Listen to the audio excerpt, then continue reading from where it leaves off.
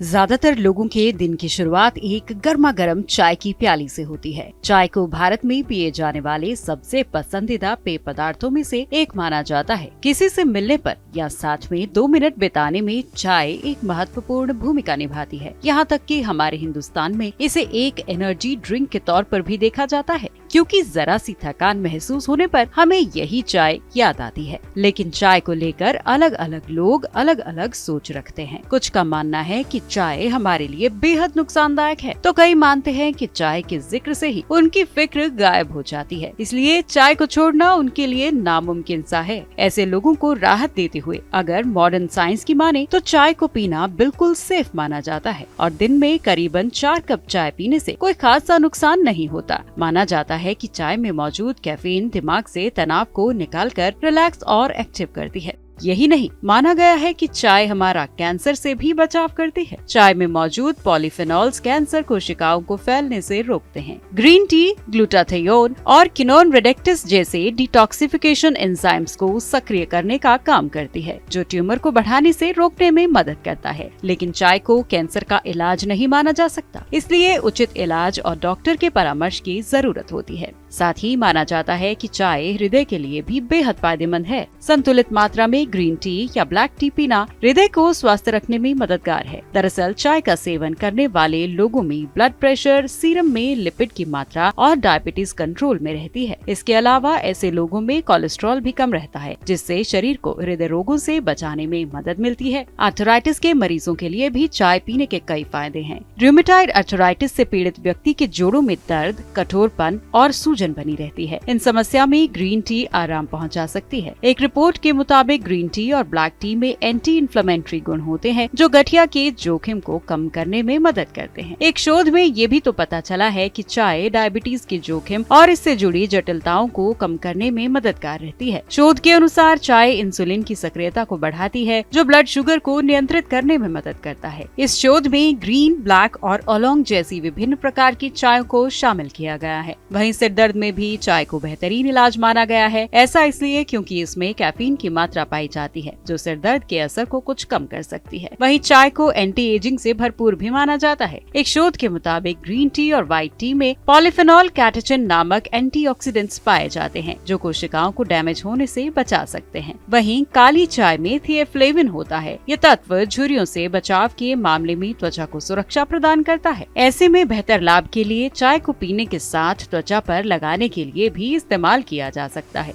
लेकिन हाँ, चाय ज्यादा पीने से भी हमारी सेहत को नुकसान पहुंच सकता है, क्योंकि चाय में कैफीन और टैनिन जैसे पदार्थ पाए जाते हैं, जिनको ज्यादा मात्रा में लेने से कई परेशानियां हो सकती हैं। टैनिन शरीर में आयरन की एब्जॉर्प्शन में रुकावट डालता है, जिससे एनीमिया हो सकता है। टैनिन की वजह से हमारे दांतों का रंग पीला पड़ता है। वहीं कैफीन एक स्टिमुलेंट है, जो हड्डियों से कैल्शियम को कम करता है और एकदम से हार्ट रेट और ब्लड प्रेशर को बढ़ाता है। कैफीन एक माइल्ड ड्रग है, जो व्यक्ति को इंस्टेंट एनर्जी देता है और फिर अचानक से क्रैक कर देता है। वहीं आपकी सुबह उठते ही चाय पीने की आदत आपको नुकसान भी पहुंचा सकती है, क्योंकि मॉडर्न साइंस के हिसाब से चाय का फायदा तभी होता है जब वो खाने के 30 मिनट बाद ली जाए, और तो और शाम 5 बजे के बाद चाय पीना अवॉइड करना ही बेहतर माना जाता है, वरना ये आपकी रात की नींद में असर डाल सकती है। अगर चाय में मौजूद कैफीन की ज्यादा मात्रा में सेवन किया जाए तो उससे व्यक्ति को कई तरह के नुकसान झेलने पड़ सकते हैं, जैसे कि नींद आने में दिक्कत होना या फिर इंसोम्निया, सिर दर्द होना,